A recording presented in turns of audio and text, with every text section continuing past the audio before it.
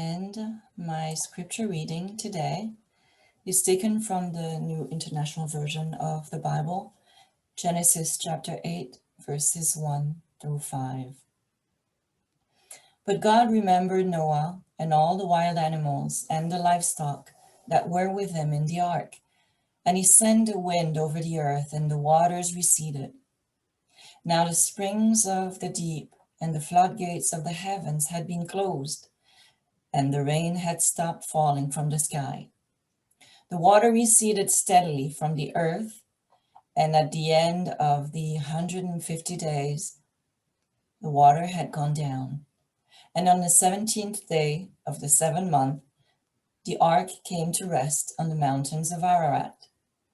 The waters continued to recede until the 10th month, and the first day of the 10th month, the top of the mountains became visible. And thus concludes our scripture reading, Genesis chapter 8, verses 1 through 5. The allegory of the flood.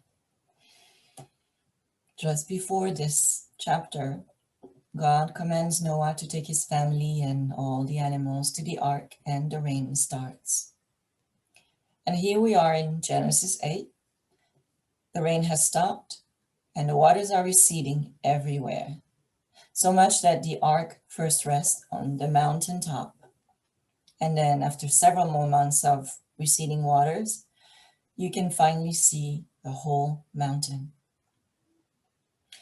Doesn't it look like last year we had our own version of the flood? And you might also remember Reverend Jackson's sermon on the flood late last year. A lot has happened since then. Yep, COVID-19 came like a big storm, making people sick, some very sick, and many making their transition, many businesses closing, and many people being sent to work from home, and then a lot of kids being sent to attend school virtually from their home or a parking lot at a library so they could get internet. COVID-19 disrupted the whole world. But now we're in this phase where the flood is starting to recede. Schools and businesses have reopened, and even travel has resumed. We're getting there, slowly. We're getting close. But as we hear on the news and as we hear also from the CDC, we're not at the finish line yet. It is not over yet. Let's look at the metaphysical meaning of this scripture. Most interpretations here, of course, like we always do, come from Charles Fillmore. Noah. Noah is a wise man. In divine metaphysics, Noah represents peace, tranquility, equilibrium. Noah has the ability to go deep inside and reach that divine part of himself that gives him insights and guidance. That guidance, for example, that told him to build the ark. And the best thing of it is that he actually did. Because unlike many of us, he follows the guidance that he receives.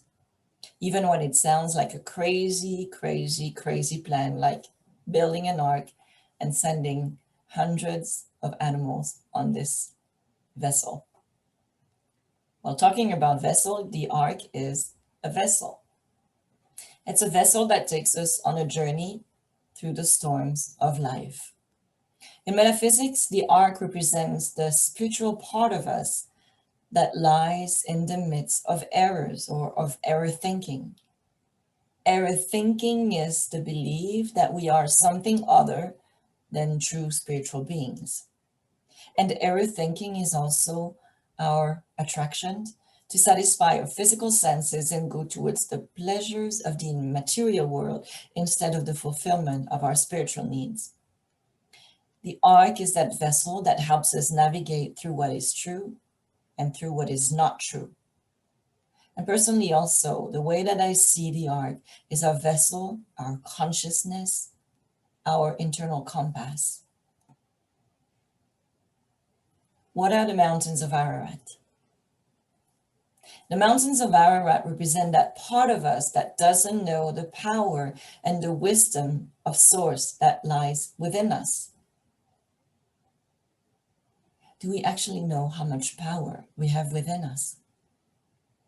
And even sometimes we feel something very profound within us. Do we know how powerful it is? Do we know how divine we are? Do we recognize our true potential? In Mysteries of Genesis, Charles Fillmore explained that as we grow from a child to a young adult, we tend to attach more importance to our physical senses of the spiritual faculties. But we use our spiritual faculties for the satisfaction of our physical senses, and that creates a storm within us. Because our journey here is to grow in consciousness, not to gain fortune, fame, or recognition at work and get our house filled with stuff. So as we think those things about ourselves that are not true, and then we act like we are something other than spiritual beings, natural law finds a way to restore the balance. So we go through the small and big storms in our lives, and those small storms, big winds of change. Those lessons that our experience teach us to bring us closer to the mountains of Ararat. Again, those parts of ourselves that we didn't realize had so much wisdom. And those parts of ourselves that we can draw from to be inspired. And then the flood on the earth is the cleansing of our consciousness, the consciousness of the physical body, and then getting rid of all those wrong thoughts. So here we are, after our version of the flood. The storm caused by COVID brought winds of change from the get-go. From the very beginning, COVID has been a catalyst for rapid changes in societies. From one day to another, we realized that we could use technology to learn, to work, and even to go to church to a much greater extent that we would ever dared to think of, or even considered until we got forced to. Even those in Silicon Valley who thought that, who used to pay exorbitant amounts of money for rent, they decided to leave the area and to go settle in more affordable parts of the country. Also, we saw temporary changes in nature when people were actually in quarantine in places like Beijing, New Delhi, and even LA. Even the sky here over Washington, D.C. was filled with more stars than before. It wasn't actually filled with more stars, but we could see those stars that we couldn't see before. Shocks that we experience often lead to transformation, and those shocks come whether we want them or not. It's the law that brings them, the divine forces of the universe. Sometimes we don't want them, but you know what? We need them. Because most of us would rather stagnate than do the hard work that is often necessary to grow in consciousness.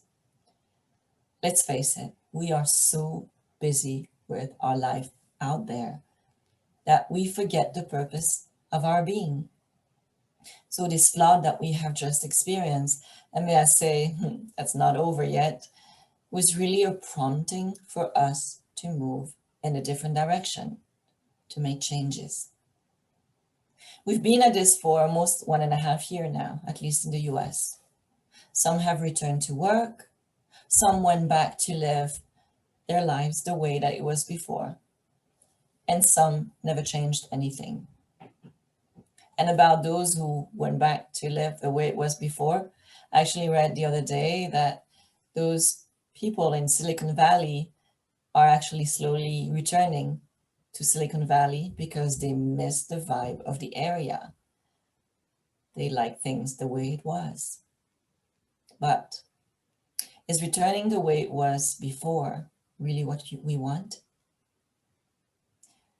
For those of us who have school-aged children, Are we really happy that once again, very soon we'll have the opportunity to set a crazy schedule for ourselves so that we can again rush from home after work, drive our kids to soccer practice and then ballet, music lessons, theater, Kumon, and whatever activities that we have signed them up for. Do we want to go back to our old jobs, keep our jobs, or try to stay in the status quo? Or do we want to pivot and do something completely different? Things have reopened and certain things have changed, yes. But how about you? Have you made the change that you thought you could make one day if one day you had the time to do it? And how about your spiritual life? You know, as you were planning your life years back, and perhaps you were thinking one day that you would slow down and you would spend more time on your spirituality. Have you? And if you're not, as we say, in the front lines, which obviously would have kept you much busier than ever, have you used this opportunity to make the change if you were forced to stay at home? Have you signed up to all those spiritual classes that you said you wanted to attend? Have you learned all the things that you said you would one day learn if you had time, other than, making bread like we all did a year ago? Perhaps if you could afford to spend time volunteering to help others, because that's something that deep inside of you, you always wanted to be your entire life, always wanted to do. But then you said, well, I don't have time now, I'll do it later. Did you do it? Well, it is not too late. COVID's not over. Those energies are not over. The train has not left the station. You might have heard that all the restrictions have been lifted. You have a date to go back to the office if you're not already in the office. And you might have returned from a nice trip on an airplane. But it's not over yet. You see, scripture says that first the water receded steadily from the earth, but it still took 150 days for the waters to go down. And it's on the 17th day of the 7th month that the ark came to rest on the mountains of Ararat. Those parts of us that, is spiritual, and that something deep inside of us that it's kind of hard to see. But yes, also the 17th day of the 7th month was last year, at least in our calendar. That's a lot of 7, 17th day of the 7th month. And 7 is a number that represents divine perfection in nature. And then it's on the first day of the 10th month that we could see the whole mountain. 1. 10th month, 1. The first day, 1. 1 is new beginnings. But we're not there yet. So that, we still have time to do the work. We don't have a great deal of time, but we still have time. And if we haven't started, we still have time to start. Again, whether we want it or not, our goal deep inside is to grow in consciousness. So let's do it. Let's spend our time doing that. Let's do those things that lead to spiritual transformation, meditation, prayer. Just find peace within. We don't have to fill our lives with all those activities. We can do just a few things that bring us peace and simple joy. We can read that spiritual book. Perhaps we can even pick up the Bible and learn a little about metaphysical meaning of scripture. We can quietly surround ourselves with friends who are spiritual. Let's reconnect with that part of ourselves that we know we have deep inside of us. We have a little time left in those energies of changes. So let's do it. Let's get to it now. When I sat down to write the sermon a few days ago, I wanted to write about awakening because I thought, you know what? COVID is starting to end and awakening. So I asked Spirit to give me guidance to help me find a scripture. And I heard the flood. So I started looking in the flood. But somehow, as I was writing, I was led to focus on the element of time. I really had a sense that this was Spirit urging us to make those changes while we're still in those energies of change. We must use this time to make an impact on someone's life, even if that person is ourselves. We have time to make an impact on our own life. We can make a change to grow so that we become or we realize who we truly are. You know, sometimes when you watch the news after a natural event like devastation, like a flood or a tornado, you see the reporter on TV asking people what they're going to do next. Some say they're going to move on, they just don't want to deal with this anymore. But others say, we're going to stay and we're going to rebuild. Well, how about you? Will you stay where you were and you're going to rebuild? Or are you going to move on and build something better, something else? And then if you decide to move on to something better, something greater, do it. Do it now. You still have some time to do it. But as this big wind of change will have passed, the energies will settle, and then we won't be able to draw from those big energies of changes that are upon us. We won't be able to benefit from the winds of change and the floods for a while. You can be Noah. You can be that person that discovers their God-given wisdom and actually listen to it. You can be Noah, the wise man in your vessel that protects you from the chaos and the errors of the world and brings you to the mountains of peace and wisdom. And you can even take others along the way. The land is not totally dry. You still have this opportunity to make that change, to start something better. We still have a small window of opportunity. The winds of change have arrived. The waters have been receding, but the land is not yet dry. Many blessings.